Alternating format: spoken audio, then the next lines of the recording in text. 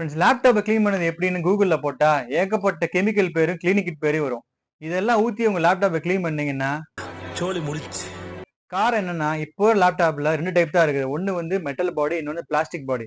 So metal பாடின்ற போது அதுக்கு மேல பெயிண்டிங் பண்ணியிருப்பாங்க. இந்த மாதிரி ஹார்ஷ் கெமிக்கலை ஊத்தி அதில் க்ளீன் பண்ணீங்கன்னா பெயிண்ட் ஃபுல்லா உறிஞ்சு வந்துரும்.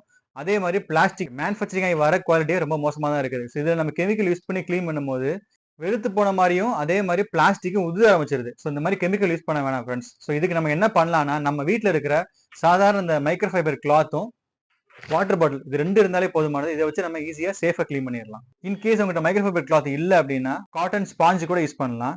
தண்ணி வந்து லேப்டாப்ல ஊத்தி க்ளீன் பண்ணக்கூடாது. இந்த மாதிரி கிளாத்ல லைட்டா தண்ணி ஊத்திட்டு,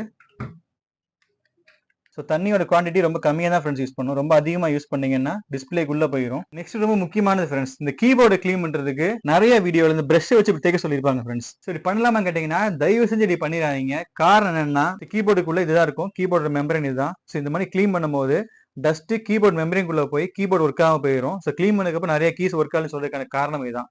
ஸோ இந்த தப்பு என்னைக்கு பண்ணிடாதீங்க. கீபோர்டு எப்படி க்ளீன் பண்ணலாம் கேட்டீங்கன்னா வேற வழி இல்லை ஃப்ரெண்ட்ஸ், சிம்பிள் தான். ஜஸ்ட் லேப்டாப் அப்சைட் டவுன் இப்படி திருப்பிட்டு ஜஸ்ட் ஊதுனீங்கன்னா போதும், டஸ்ட் வெளியில வந்துடும். வேக்கம் கிளீனரு, ஏர் ப்ளோவர்லாம் வச்சு அடிச்சீங்கன்னா டஸ்ட் உங்களுக்கு மேற்கொண்டு உள்ளதான் போகும், வெளியில வராது. மதர் போர்டுக்குள்ள போயிடுச்சுன்னா மல்டிபிள் ப்ராப்ளம் கிரியேட் ஆக வாய்ப்பு இருக்கு. ஸோ நம்ம வீட்லயே இருக்கிற காஸ்டே இல்லாத ரெண்டு பொருளை வச்சு நம்ம லேப்டாப்பை ஈஸியா கிளீன் பண்ணிடலாம். முக்கியமா லேப்டாப் சேஃப்டியா இருக்கும், காஸ்ட்டும் வேஸ்ட் ஆகாது. தேங்க்யூ.